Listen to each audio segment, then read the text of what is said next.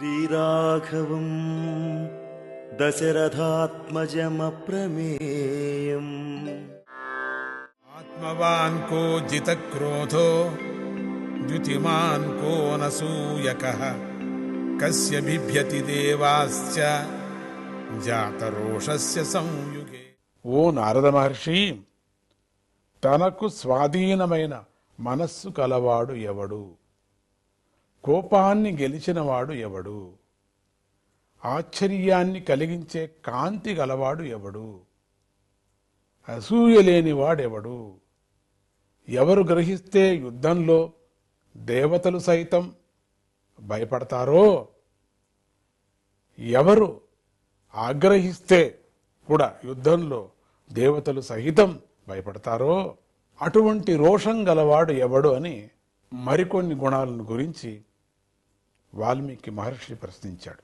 అన్నిటినీ గెలిచిన గొప్ప వీరులు కూడా తమలోనే తమకు చాలా దగ్గరగా ఉన్నటువంటి మనస్సును గెలవలేరు కదా. ఆంతరంగికంగా మనస్సును గెలిచి లోపల బయట కూడా కోపాన్ని గెలిచినవాడు ఎవడు అని అడిగాడు. మహాత్ముల్లో కోపాన్ని చూస్తూనే మనం ఉంటాం కదా. అది వారు తెచ్చిపెట్టుకున్నటువంటి కోపమే కానీ సహజమైనది కాదు అని తెలుసుకొని మనం కూడా ఆ స్థాయికి ఎదిగేందుకు ప్రయత్నించాలి మనం. ఇక శ్లోకంలో కాంతిని గురించి అడిగారు.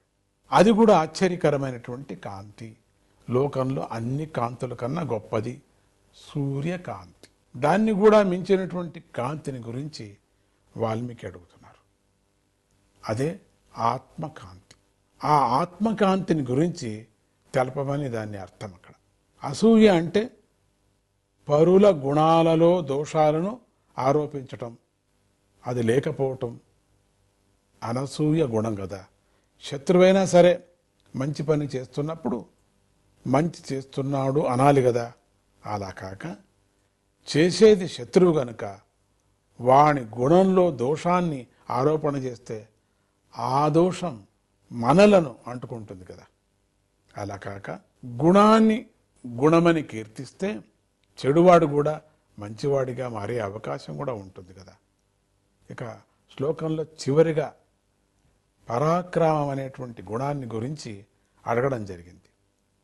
దేవతలలో మహోగ్రులైన రుద్రుడు, అగ్ని, యముడు, వీరభద్రుడు, నరసింహస్వామి, శరభుడు, కాళికామాత వంటి వారు ఉన్నారు కదా. వారు కోపగిస్తే బ్రహ్మాండాలను బఠానీళ్ళలాగా మృంగేయగలరు, ఒక చొక్క నీళ్ళలాగా మింగేయగలరు. అందువల్ల వారికి కోపాన్ని గెలిచే అంటే కోపాన్ని కలిగించే ఏ పని చేయకూడదు. వాళ్ళకి మాత్రం వారికి కోపాన్ని కలిగించే ఏ పని చేయకూడదు అని ఇక్కడ ధర్మం ఒక్కటే వారికి ప్రీతిని కలిగిస్తుంది. దేవతలు కూడా ధర్మాన్ని తప్పినట్టుగా కొన్ని కథల్లో మనకు తెలుస్తుంది కదా.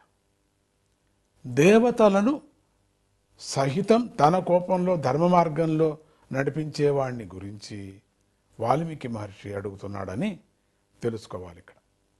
అలా దేవతలను కూడా నడిపించేవాడు ఎవరైనా ఉన్నారా అంటే ఆయన పరమాత్మ ఒక్కడే. భిషాస్మాద్వాతః పవతే, భిషాస్మాద్వాతః పవతే. ఎవరి భయం వల్ల గాలి వీస్తుందో, సూర్యుడు ఉదయిస్తున్నాడో, అగ్ని, ఇంద్రుడు మొదలైన దేవతలు వారి వారి పనులను సక్రమంగా చేస్తున్నారో, మృత్యుదేవత కూడా ఎవరిని చూసి పారిపోతున్నాడో ఆయనే పరమాత్మ అని తైత్తిరీయ ఉపనిషత్తు చెప్పింది. అటువంటి భగవంతుని గురించి ఈ శ్లోకంలో ప్రశ్నించారు. ఇక్కడికి వాల్మీకి యొక్క ప్రశ్న ముగిసింది. వాల్మీకి మహర్షి మొత్తం 16 గుణాల గురించి ప్రశ్నించారు. 16 అనేటువంటి సంఖ్య పూర్ణత్వానికి సంకేతము. మనకు షోడశి దత్తావతారాలు, అమ్మవారి షోడశీ విద్య గుర్తుకు వస్తున్నాయి కదా. పూర్ణ పురుషుడు పరమాత్మ, ఆయనను షోడశ కలహ అని కూడా పిలుస్తారు కదా స్వామిని. ఆ పరమాత్మ గురించి ప్రశ్నించారని తెలుసుకోవాలి. ఓం సీతారామాభ్యాం నమః.